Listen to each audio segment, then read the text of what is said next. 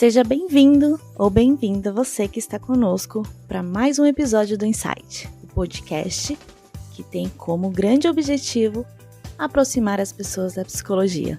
Vem com a gente! Ontem nós tivemos o prazer de receber Guilherme Montoso, que conversou conosco sobre princípios fundamentais das psicoterapias humanistas e nos ajudou a compreender o funcionamento da Gestalt terapia. Mas existem outras formas de atendimento, mesmo dentro desse grande guarda-chuva que é a abordagem humanista. Pensando nisso, hoje, nessa segunda parte do nosso 7º episódio, trouxemos duas psicólogas para nos explicarem sobre a abordagem centrada na pessoa e a logoterapia. Esperamos que possamos contribuir para o seu processo de aprendizagem e também descoberta nesse vasto campo da psicologia. A abordagem centrada na pessoa é uma teoria dentro das abordagens humanistas que foi desenvolvida por Carl Rogers. Para melhor explicar sobre o assunto, nós convidamos a psicóloga e também professora Juliana Fitaroni para uma conversa. Oi gente, tudo bem? Eu sou a Juliana, eu sou psicóloga há 8 anos, me formei na Universidade Federal de Mato Grosso, tenho mestrado em psicologia pela UFSC e formação clínica e especialização na abordagem centrada na pessoa. Sou supervisora, psicoterapeuta e professora dessa abordagem. Estou muito contente pelo convite que o Hamilton me fez. É a primeira vez participando de um podcast. Então fiquem à vontade, né, para me seguir nas redes sociais se vocês desejarem. O meu Instagram é Um Jeito de Ser ACP. Com a intenção de nos situarmos para compreendermos como se deu o surgimento da ACP, vamos ouvir um pouquinho sobre o seu marco inicial dentro do movimento humanista. O marco inicial da ACP, abordagem centrada na pessoa, eu sempre vou falar as siglas, ela foi numa palestra onde o Rogers foi convidado para poder falar sobre a prática dele. E aí ele achava que estava falando algo que era de conhecimento geral, mas ele percebeu que as pessoas não faziam a mesma coisa em prática que ele. Daí ele começou a desenvolver a psicologia não diretiva, que foi o primeiro nome que a ACP teve. Então, a partir dessa palestra, ele começou a sintetizar e a organizar a sua prática, os seus achados, para poder facilitar uma relação de ajuda com as pessoas. Mas, afinal, o que é a tal da abordagem centrada na pessoa? Como ela funciona? Você sabia que o seu criador, Carl Rogers, é também considerado o precursor da psicologia clínica, visto que até então a prática da psicoterapia era realizada apenas por médicos como psiquiatras? A abordagem centrada na pessoa é uma abordagem da psicologia que foi criada em 1940 pelo psicólogo americano Carl Hanson Rogers. Eu vou tentar, então, falar um pouco sobre a abordagem centrada na pessoa para as pessoas que conhecem a psicologia ou não. Então, vou tentar explicar de uma maneira simples para que seja acessível a todos. Mas a gente pode continuar conversando também nas redes sociais, né, e tirar as possíveis dúvidas do futuro também. O primeiro livro do Rogers que nasceu dessa palestra, de 1940, foi chamado Psicoterapia e Consulta Psicológica.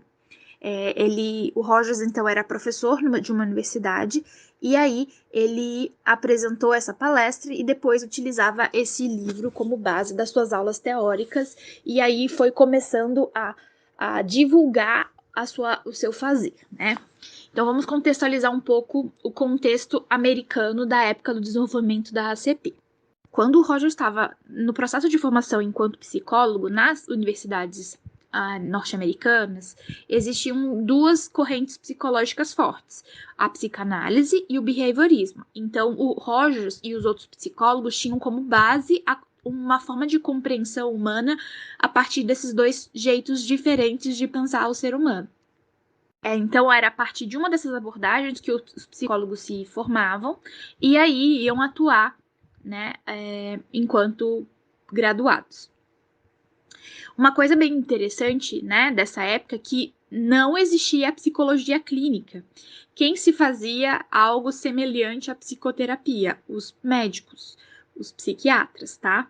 E aí foi o Carl Rogers, o pai, né, da psicologia clínica, porque foi ele, a partir das pesquisas que ele foi desenvolvendo em sua carreira acadêmica, que comprovou que os psicólogos tinham conhecimentos mínimos suficientes para facilitarem relações de desenvolvimento, de cuidado na saúde mental. Então, Carl Rogers foi um dos pioneiros, ele ganhou 2 prêmios, né, da APA, que é a Associação de Psicologia Americana. Então, ele foi reconhecido por esse trabalho de concretização, de abertura do campo da psicologia clínica.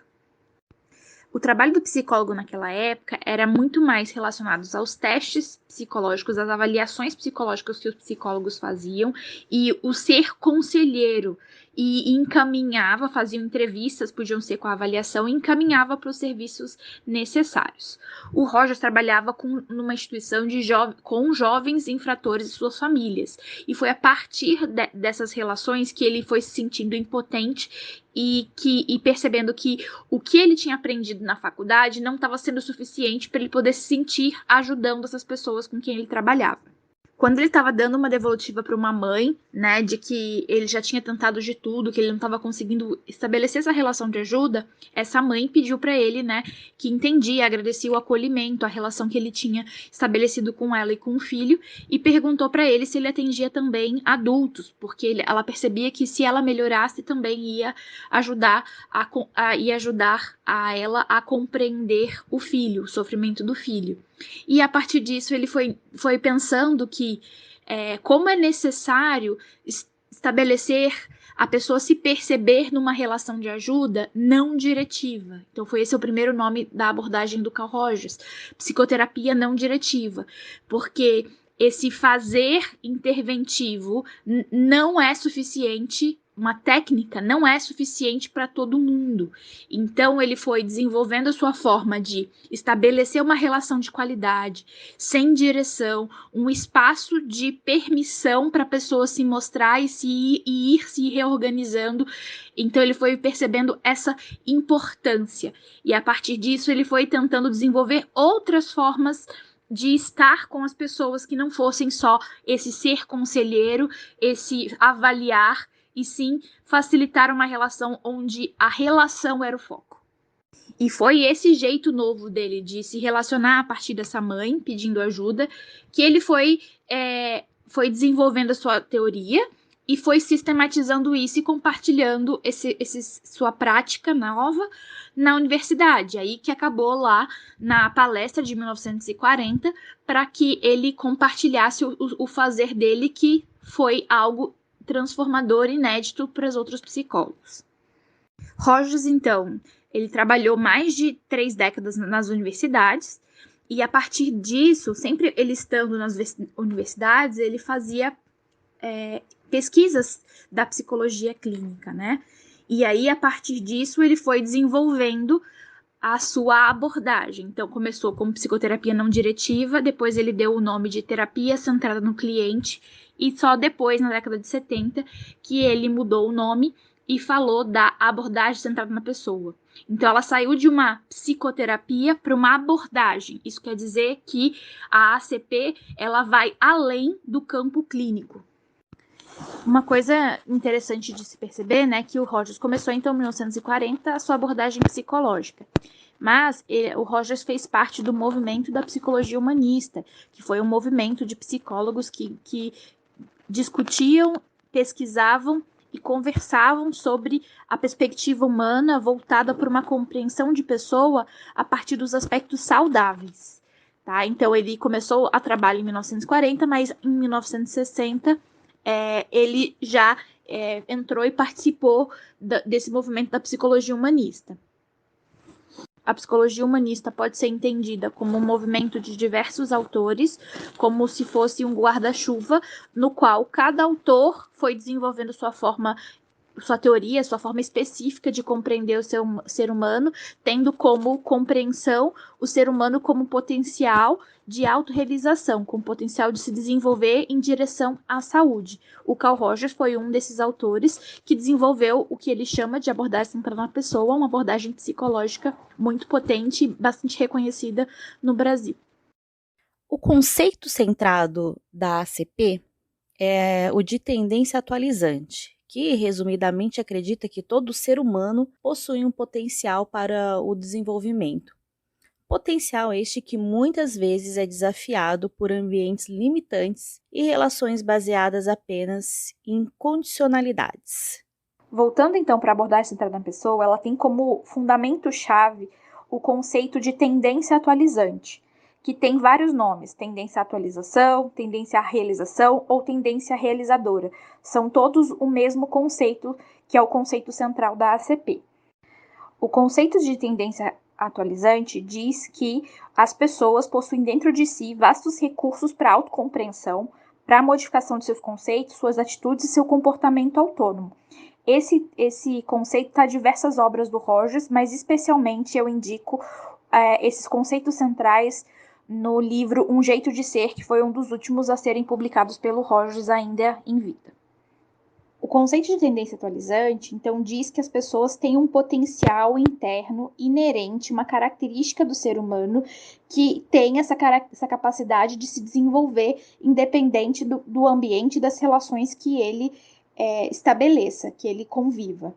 Mas, a partir das pesquisas que o Rogers foi fazendo ao longo da vida, ele verificou que essa tendência à atualização, esse potencial pode ser facilitado, a pessoa pode se desenvolver de uma forma melhor, mais organizada, se tiverem 3 atitudes facilitadoras presentes nas relações.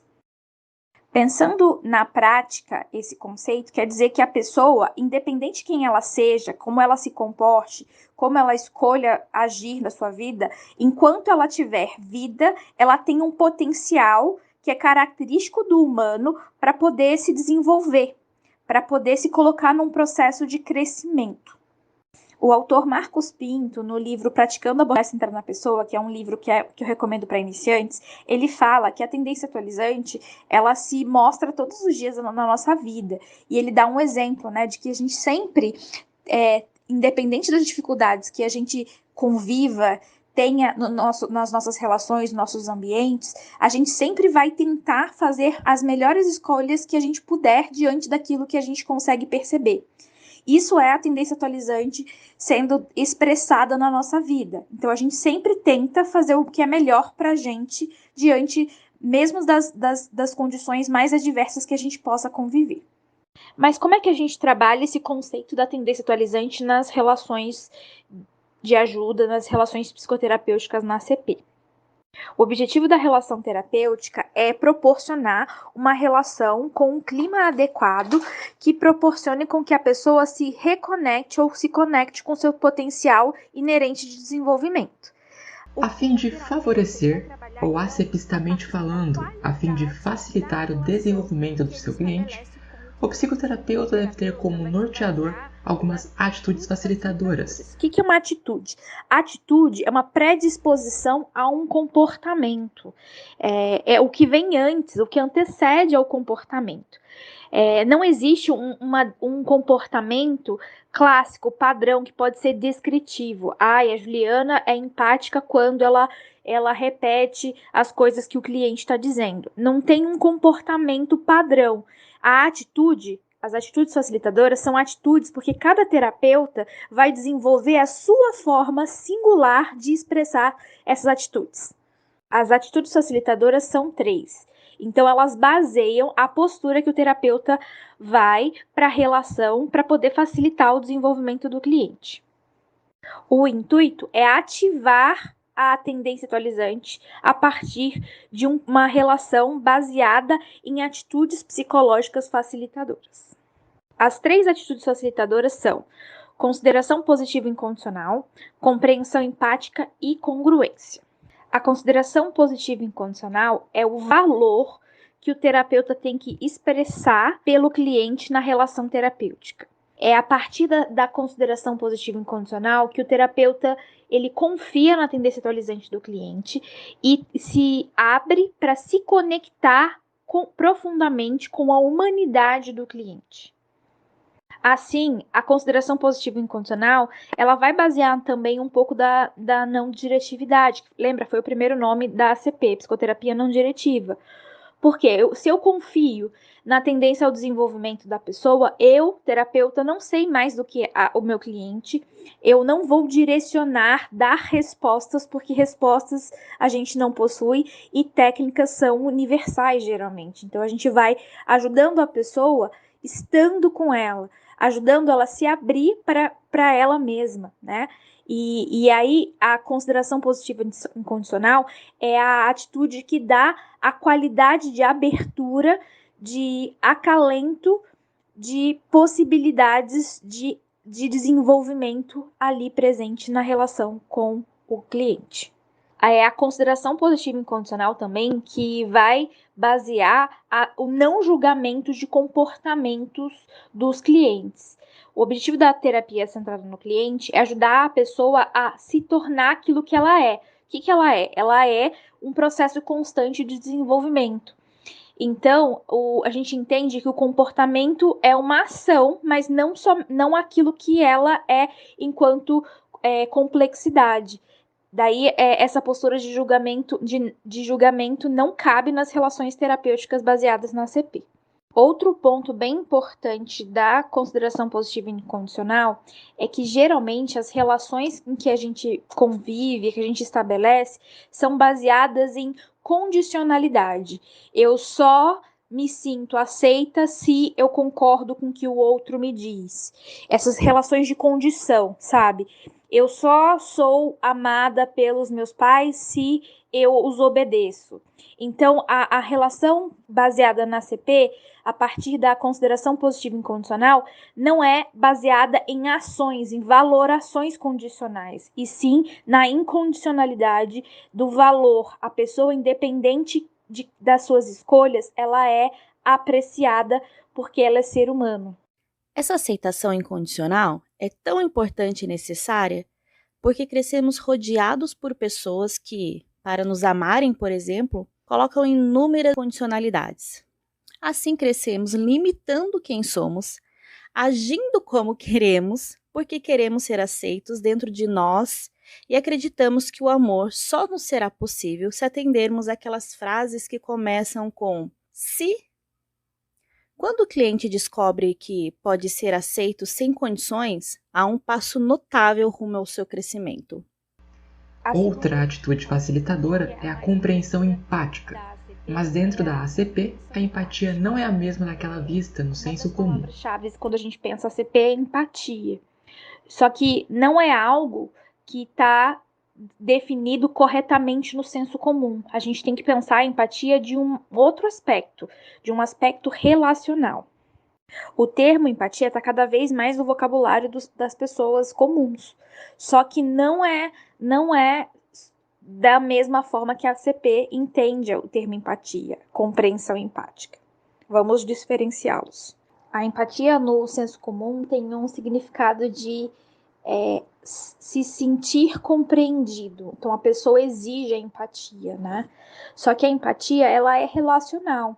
Porque para o terapeuta ele conseguir entender o cliente, ele precisa fazer um esforço. Ele tem que saber quem ele é e se esforçar para compreender a perspectiva, a experiência que está sendo compartilhada pelo cliente.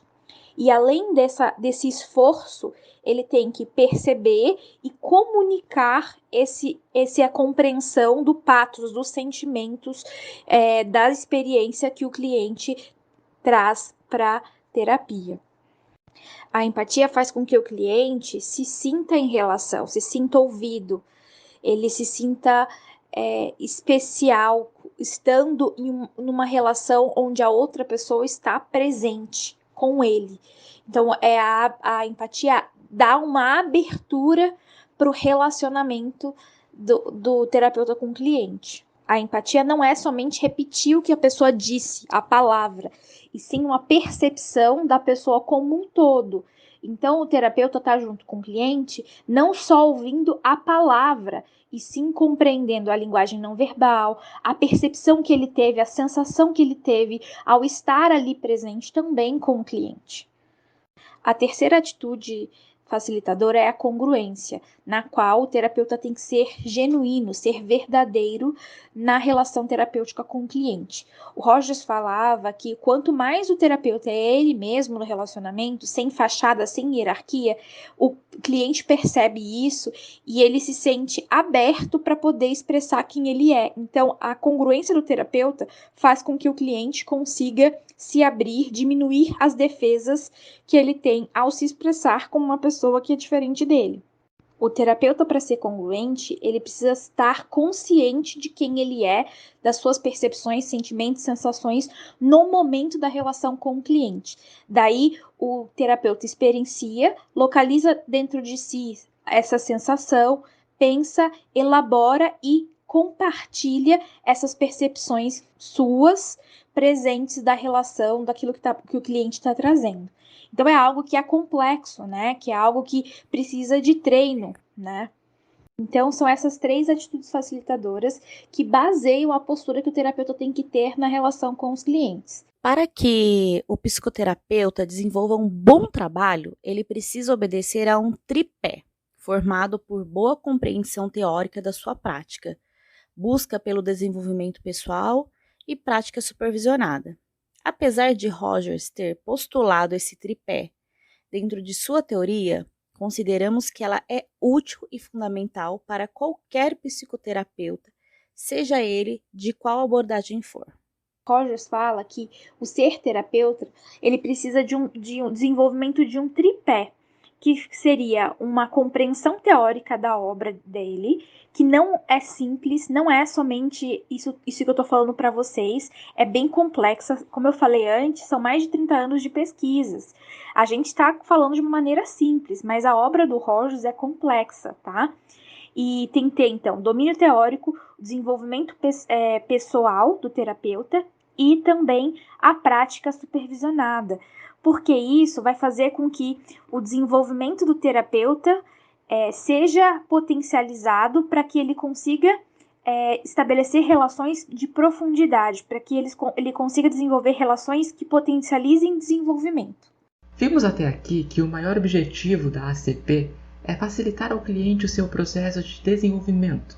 O problema é que, baseadas em uma visão rígida sobre o que é saúde e o que é doença, algumas críticas surgiram apontando que essa forma de abordagem psicoterápica não seria adequada para pessoas com algum tipo de psicopatologia, o que não é verdade. O foco da ACP está na singularidade de cada pessoa, ou seja, está em promover o seu desenvolvimento a partir do seu jeito de ser. O objetivo de toda abordagem centrada na pessoa está na promoção do desenvolvimento. E aí, existem mitos que estão por detrás da psicoterapia, da abordagem centrada na pessoa, né? Onde se fala, né, que a ACP não atende pessoas com psicopatologias. Isso é mentira, porque o foco está na pessoa, na singularidade dela, da experiência. Então, independe da patologia ou não que ela tenha, a gente vai ajudar no processo de desenvolvimento singular, tá? Sim, a gente precisa saber psicopatologia, sim, a gente precisa saber se comunicar com outros profissionais, né? Identificar questões que estão atrapalhando a vida da pessoa, além do emocional, mas a gente sempre respeita a pessoa e o foco está no desenvolvimento dela. Então, o foco não é o sintoma, não é a patologia, sim ela. Eu posso atender 2 pessoas com a mesma idade que estão passando por processos depressivos.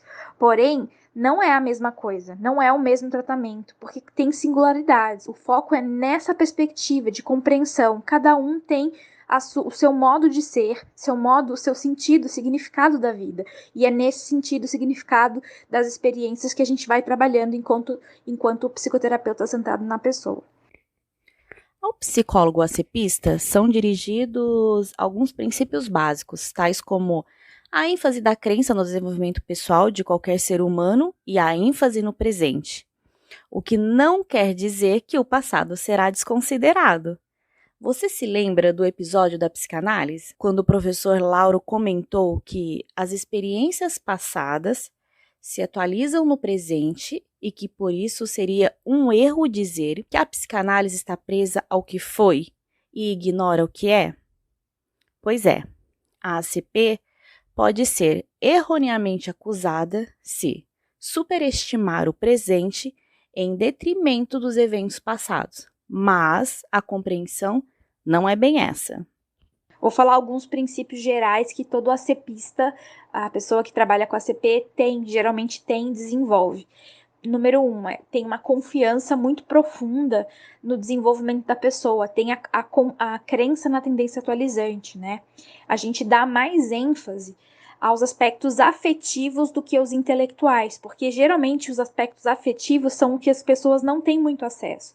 Na nossa cultura, a gente explica o que a gente está sentindo, a gente não compreende, não acolhe, não se percebe diante das experiências. Então isso traz questões diferentes, traz pontos de vista diferentes para aquilo que a pessoa já tem pensado intelectualmente. A gente trabalha tendo como ênfase o presente. O que é importante para a pessoa, seja algo que aconteceu há 20 anos atrás, ou ontem, ou agora, é importante para a pessoa.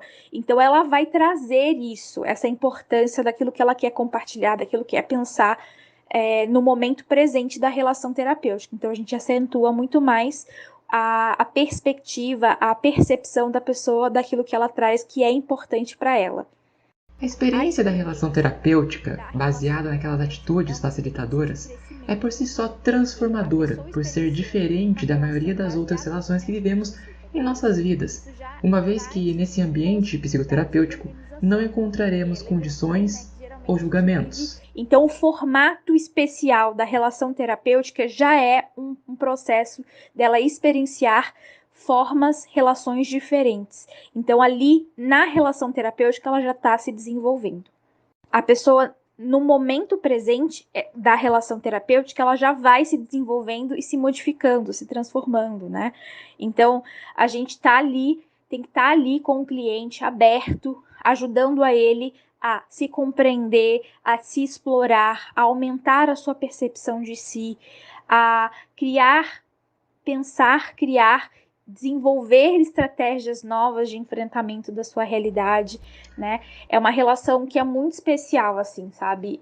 Eu nunca quis ser psicóloga clínica, eu achava muito clichê, mas vivenciando relações terapêuticas muito significativas para mim e sendo psicoterapeuta e experienciando relações que realmente proporcionam mudanças, que acolhem o sofrimento de uma outra perspectiva, eu me apaixonei pela psicologia clínica, porque a gente está lidando com o sofrimento, ajudando a pessoa a não estar sozinha neste momento de dificuldades, ajudando ela a enfrentar isso, e isso é mudança e é muito importante, é muito significativo, tanto para mim quanto também para os clientes. A relação psicoterapêutica da ACP, então, é uma relação dialógica, na qual a gente vai conversando, explorando aquilo que a pessoa vai trazendo como significativo, como algo importante na sessão terapêutica, tá? Não é só o cliente que fala, a gente vai conversando e dialogando sempre naquilo que a pessoa traz como importante ali para ela. Então, a gente não fala só o a gente não só analisa a pessoa, né? Essa não é a postura do terapeuta da ACP. Pelo contrário, a gente é muito ativo, a gente está junto, a gente tem que demonstrar a presença, né? Junto com o cliente, na relação presente com o cliente. Acho que, como vocês já puderam perceber, a ACP é uma postura ética humana. É assim que o John Wood nomeava a abordagem centrada na pessoa. John Wood foi um colaborador próximo do Rogers, que morou no Brasil por muito tempo. Então é baseado numa postura, e não é uma postura que deve ser somente praticada pelos terapeutas, pelos ACPistas nas relações de ajuda, tá? É uma postura humana, porque a gente não tem um botão de liga e desliga para poder ativar ou desativar as atitudes facilitadoras. A gente tentando ter essas atitudes no cotidiano faz com que a gente consiga ser mais terapêutico, consiga ser mais efetivo nas relações com os clientes. E muda muito, a gente traz uma leveza, né, para as nossas relações. Então, é algo que é muito especial para mim enquanto pessoa e também enquanto profissional. Você tem uma coisa que a gente gosta de leitura, não é verdade? Então, ficou interessado na abordagem centrada na pessoa? Abre o seu bloco de notas agora mesmo e anote as dicas da convidada. Acho que eu vou terminando a minha participação com uma dica de leitura. Juliana, ouvi você, fiquei curiosa para poder saber um pouco mais sobre a abordagem centrada na pessoa, por onde eu começo. Eu acho que a gente tem que compreender que as obras, né, as abordagens psicológicas, as teorias psicológicas, elas são complexas, né, e elas foram sendo construídas ao longo do tempo. Então, uma dica que eu faço, independente da abordagem que você escolha, ou fazer, ou profissão que você escolha na vida, é você compreender a construção daquilo que é importante para você e entendendo como é que aqueles conceitos básicos foram sendo desenvolvidos, né, ao longo do tempo e atualmente também. As dicas que eu daria para início de leitura é compreender as fases que a ACP foi se desenvolvendo ao longo do tempo. Então, eu começaria com o livro Psicoterapia e Consulta Psicológica, na qual daria para entender um pouco melhor o conceito de não diretividade, porque que a não diretividade é importante para a CP. O segundo livro que eu indicaria seria o Terapia Centrada no Cliente, que é onde o Roger desenvolve a teoria da terapia dele. E ele lançou esse livro em 1951. É bem importante, bem complexo. Ele fala, além da terapia, ele fala de outros contextos de atuação, como em organização, em organizações, né, empresas, grupos, sobre a ludoterapia, sobre vários contextos de atuação que a terapia dele já tinha alcance, né. O terceiro livro que eu indico, que tem o volume 1 e o volume 2, é o Psicoterapia e Relações Humanas, principalmente o volume 1, que eu recomendo. O volume 1, ele tem sintetizado a teoria toda, né, da psicoterapia. Então, ela traz uma compreensão bastante sintética e profunda dos conceitos básicos da ACP. Então, é algo que eu recomendo bastante. Psicoterapia e Relações Humanas, volume 1. O outro livro é o Tornar-se Pessoa, que é um livro que é o best-seller da ACP, mas ele já é algo mais avançado, e foi o primeiro que eu li enquanto estudante de psicologia e me deixou um pouco frustrada, porque eu não conseguia entender como é que se dava essa relação terapêutica que era efetiva. Depois que eu voltei e comecei a ler pela não diretividade, aquilo foi sendo mais compreendido, foi se tornando algo mais visceral e não algo mágico que eu nunca conseguiria realizar. O último livro que eu recomendo é Um Jeito de Ser, que é um xodózinho meu, assim. Eu acho que é um livro onde o Roger se mostra bastante enquanto pessoa, refletindo sua construção da ACP, né? E é algo que nos aproxima dele enquanto humano, né? Eu acho que é um livro muito especial, assim, que ele lançou uns anos antes de falecer. Espero que vocês tenham gostado. Se vocês quiserem dialogar comigo, podem me procurar no Instagram, Um Jeito de Ser ACP. A ACP é algo que faz sentido para mim enquanto vida, enquanto postura de vida. Então é algo que eu gosto muito, continuo estudando há mais de uma década, né, e tem sido prazeroso todo esse processo, né, e é algo que não termina, e que bom, porque a gente sempre está em constante processo de desenvolvimento. Trouxe um pouquinho para vocês da abordagem centrada na pessoa, mas toda a psicologia, ela tem o mesmo objetivo, que é cuidar da singularidade, da subjetividade das pessoas, promover saúde mental, né? Agora, nesse contexto de pandemia, a gente está vendo cada vez mais a necessidade de um espaço, né, de uma relação onde a gente possa ser a gente mesmo, onde a gente possa ser cuidado. Eu indico que vocês procurem ajuda. Tem pessoas que atendem a valor social, as clínicas e escolas de psicologia das universidades atendem também a preço social e algumas vezes gratuitamente também. Os postos de saúde, buscar encaminhamento também. Então, se cuidem, peçam ajuda e espero que vocês consigam se desenvolver, se colocar nesse processo de desenvolvimento cada vez mais.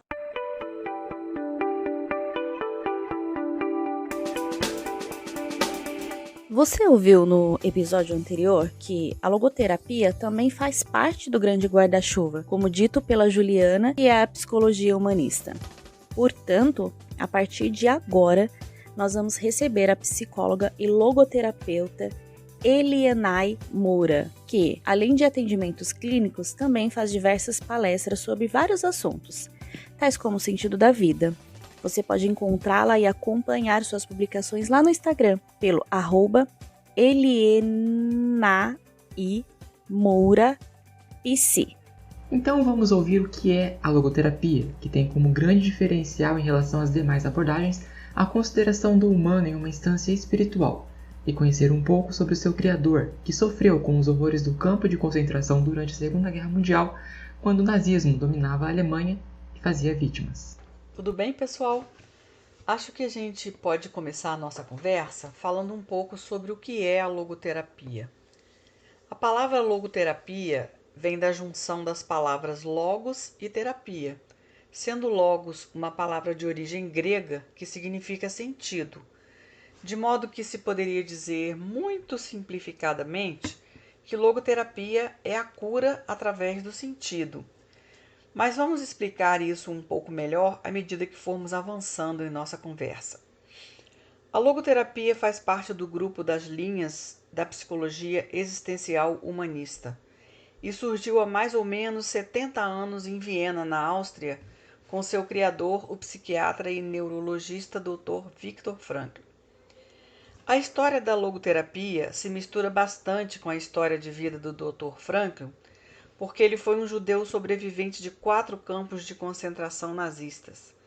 Embora desde antes de ser enviado aos campos de concentração ele já tivesse elaborado os principais fundamentos de sua teoria, que nós já vamos abordar mais adiante, o que aconteceu foi que nos campos de concentração ele pôde comprovar em sua própria vida e nas vidas das pessoas com as quais conviveu várias de suas hipóteses, o que deu ainda mais consistência à teoria. Um dos grandes diferenciais trazidos pela logoterapia em relação às demais linhas da psicologia é a sua visão de ser humano. Enquanto para as demais correntes da psicologia o ser humano é visto como um ser biopsicossocial, para a logoterapia o homem é considerado um ser biopsicoespiritual. Já explico. O homem possui uma dimensão biológica, uma dimensão psicológica, que é obviamente influenciada pelo social, mas também possui uma dimensão espiritual ou noológica, ou ainda noética, que são 3 formas de nomear a mesma coisa. É essa dimensão tipicamente humana que envolve a consciência, a liberdade, a responsabilidade, os valores, a criatividade, a espiritualidade e o humor, que vai permitir ao homem se distanciar de seus condicionantes físicos e psicológicos para superá-los. Assim a gente vai percebendo que a logoterapia não permite ao homem colocar-se no lugar de vítima das circunstâncias, pois acredita que ele sempre é capaz de escolher o que fazer com sua própria vida. A partir dessa fala, relembramos o que o Guilherme disse ontem ao explicar sobre o existencialismo, que não importa o que foi feito de nós, mas sim o que fazemos disso. Se usamos como aprendizado, fortalecimento, criatividade, ou se usamos como justificativa para nós mesmos de desistência e paralisação. A logoterapia, de acordo com a nossa segunda convidada de hoje, baseia-se em 3 princípios fundamentais. 1. A liberdade da vontade. 2. A vontade de sentido. E 3. O sentido da vida. Vamos aprender um pouco sobre eles. A liberdade da vontade significa acreditar que todo ser humano é dotado de liberdade para escolher o que fazer em cada circunstância da vida, mesmo aquelas consideradas mais difíceis.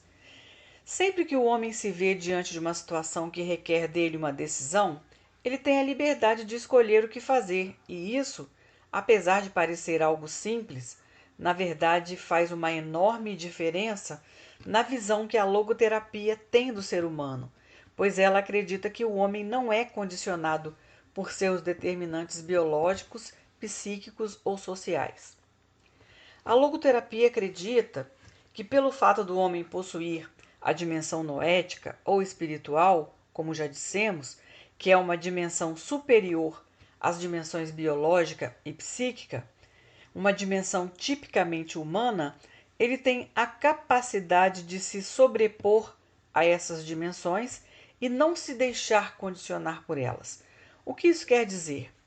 que mesmo que uma pessoa tenha nascido nas condições mais adversas possíveis, sendo portadora de limitações físicas ou psicológicas, ou ainda que tenha experimentado as circunstâncias mais difíceis, como situações de violência ou abuso físico, ainda assim, a pessoa não está condicionada a viver dentro das limitações impostas por essas dificuldades, mas tem condições de superá-las, sendo livre para dar forma a seu próprio caráter e responsável pelo que faz de si mesma. O segundo conceito, no qual se baseia a visão de ser humano da logoterapia, é a vontade de sentido. Frankl diz que o homem vive em busca de um sentido em tudo o que lhe acontece e em tudo o que faz. Por ter consciência da finitude de sua existência, o homem se preocupa com o sentido de sua vida, ou seja, para ele não é suficiente passar pela vida meramente existindo. Enquanto vive, o que ele deseja é compreender o sentido de existir. A que se destina estar vivo? E isso é chamado de vontade de sentido, que seria a busca de um para que viver. Para a logoterapia, se o homem for capaz de perceber isso e captar esse sentido, ainda que em meio às circunstâncias mais adversas, ele será capaz de viver uma vida plena e feliz, pois a felicidade não deve ser um objetivo a ser almejado pelo homem, nem é consequência de uma vida totalmente livre de dificuldades, mas sim é algo que virá como consequência de se encontrar um sentido. A logoterapia diz ainda que o sentido é apresentado pela vida, nas diferentes demandas que ela apresenta a cada ser humano em cada situação, e que o homem sempre deve responder com suas melhores atitudes, e nessa busca pelo sentido, ele sempre terá a guiá-lo sua própria consciência. O terceiro conceito no qual se baseia a logoterapia é o sentido da vida. Para a logoterapia, a vida tem sempre sentido. E esse sentido não é algo subjetivo, criado pelo próprio homem, mas algo que cada homem deve descobrir fora de si, em algo ou alguém que está no mundo. O sentido da vida não é algo único, mas algo que se apresenta de forma específica em cada situação específica, a cada pessoa, sendo isso que deve guiar suas escolhas pessoais em cada momento. E à medida que o encontra e o realiza, ela vai construindo a sua história. Mas como encontrar ou realizar esse sentido de vida? Para a logoterapia, há 3 caminhos. Esse caminho seria através dos valores de criação, de experiência ou de vivência, ou de atitude. Vamos acompanhar as explicações. O valor de criação corresponde àquilo que damos ao mundo, através daquilo que fazemos, quando criamos algo que deixa nossa marca única no mundo, ao fazermos uso de nossas habilidades e talentos únicos, e isso é capaz de encher a nossa vida de sentidos. Já o valor de vivência se refere àquilo que nós recebemos do mundo, quando desfrutamos do que a vida nos oferece, como apreciar a beleza da natureza, ou de uma obra de arte, ou ainda quando vivenciamos o amor a alguém ou a alguma causa. Para Frankl, o valor de atitude é de uma categoria mais elevada que os outros dois, o valor de criação e o valor de vivência, pois representa algo que exige um preço a ser pago, uma conquista do próprio homem, precisa ser aprendido através do próprio sofrimento.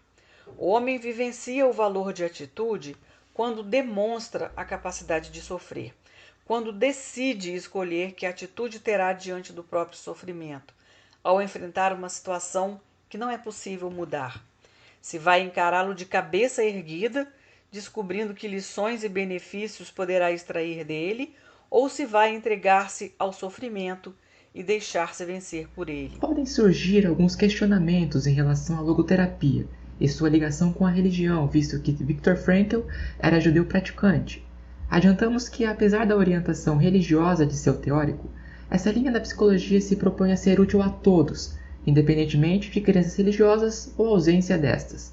Aliás, Como prega o Código de Ética, nenhum psicólogo, independentemente de qual seja a sua abordagem, deve tentar converter seus pacientes ou clientes a determinadas concepções, sejam políticas, morais, ou, como no nosso caso, religiosas. A logoterapia não tem nenhuma relação com a religião, sendo uma prática psicoterapêutica que pode ser exercida por profissionais sem nenhuma fé ou credo religioso, e também pode ser aplicada a qualquer pessoa que não possua nenhuma fé ou credo religioso.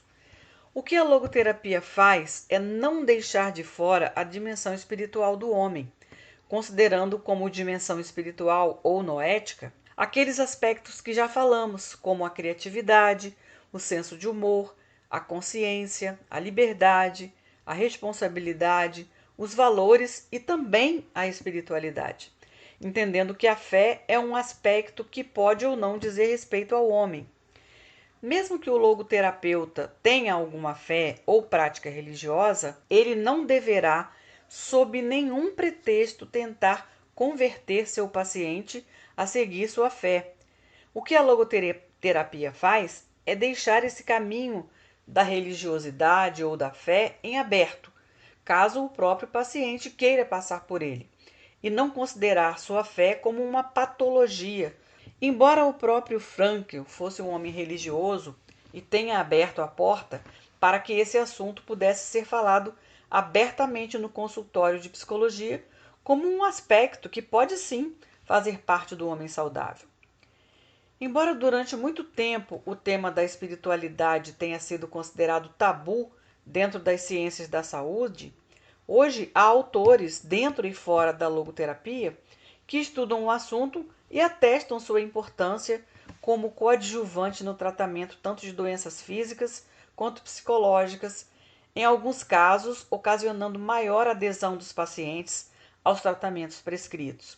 Mas isso sempre deve ser, é claro, uma prerrogativa do paciente, nunca do logoterapeuta. Gentilmente, a psicóloga Eliana Moura nos recomendou algumas leituras e filmes. Esperamos que você goste. A Menina da Montanha, de Tara Westover, é uma autobiografia onde ela conta, a sua magnífica história de superação. Ela é uma menina nascida em 1986, foi criada por uma família de mormons fundamentalistas, num ambiente repleto de ambivalência, sem nunca ter ido à escola. Depois, no final do livro, ela consegue até se formar em Cambridge, se não me engano. Deixa eu olhar aqui no meu livro, que está aqui do meu lado. Exatamente. Ela faz um doutorado em Cambridge. Então ela mostra assim o caminho dela de superação. É bem interessante ler o livro e conhecer a história dela. Um outro livro que eu indico é Eu Sei Porque o Pássaro Canta na Gaiola. Esse livro traz a autobiografia de Maya Angelou, que é uma escritora, poetisa e ativista norte-americana contra a segregação racial. E é mais uma belíssima história de superação que traz a narrativa dos fatos ocorridos entre os 13 e os 16 anos de Maya. Uma Vida Sem Limites também é a autobiografia de Nick Vujicic, um menino que nasceu sem braços e sem pernas, mas que conseguiu transformar sua vida em uma vida repleta de sentidos. Os filmes que eu queria indicar são 3 histórias baseadas em histórias reais também. Era uma Vez um Sonho, baseado na história real de J.D. Vance, ao ter que lidar com a mãe viciada em drogas, tendo sido criado basicamente pela avó. Esse filme, é baseado num livro também, é bem interessante assim a história do J.D., que a gente vê, os altos e baixos que ele passa até ele conseguir superar toda a situação lá. A Família Flynn, que é baseado na história real do escritor, dramaturgo e poeta americano Nicholas Flynn, que teve que lidar também desde a infância com um pai ausente e alcoolista.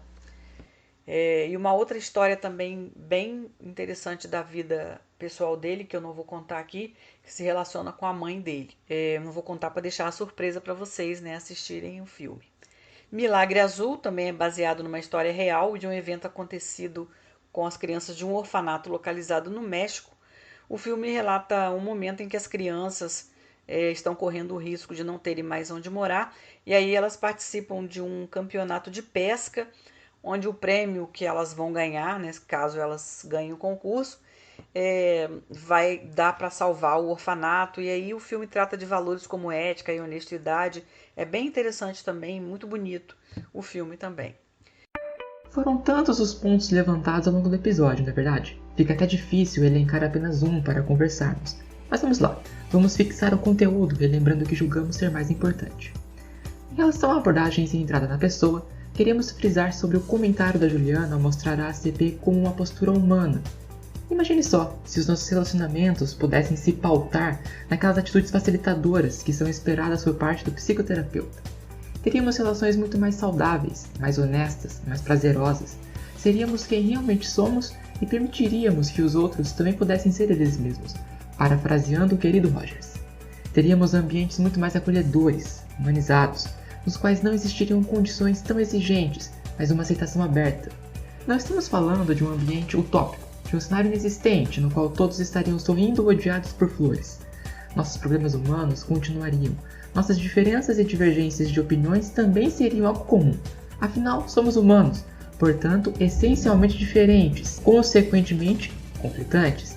Mas esses conflitos poderiam ser muito melhor enfrentados se reconhecêssemos a nossa liberdade na liberdade do outro. Pensando nisso, sugerimos a leitura de Comunicação Não Violenta, de Marshall Rosenberg.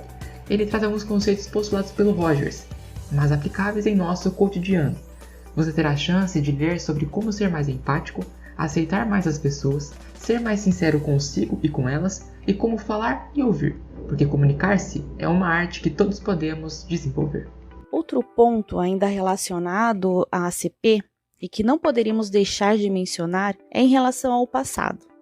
Na nossa compreensão como estudantes e a partir do que podemos aprender, se algo que aconteceu há 20 anos ainda é trazido pelo indivíduo, então não é algo que está no passado, é algo que se faz presente. Talvez a ACP não vá se aprofundar em eventos remotos, não vá procurar ativamente por coisas que aconteceram há tanto tempo, mas com certeza buscará compreender o que é que aquilo representa hoje para o indivíduo que sofre com experiências vividas há tanto tempo e quais são as ferramentas das quais ele se dispõe para enfrentar tais dores. Se algo de anos atrás não traz sofrimento, então não tem razão para ser buscado. Mas se algo tão distante ainda ecoa no momento atual, então merece ser analisado, compreendido e, em certa medida, resolvido. Agora, falando um pouco sobre a logoterapia, Viktor Frankl acreditava que muitos de nossos incômodos emocionais se davam por não termos um sentido claro em nossas vidas. Vale dizer que esse sentido não precisa ser algo grandioso ou complexo. Nós ouvimos nossa convidada dizer sobre os 3 caminhos possíveis. Portanto, podemos encontrar um sentido para as nossas vidas amando alguém ou fazendo com devoção algo de que muito gostamos. E não há sentidos melhores ou piores.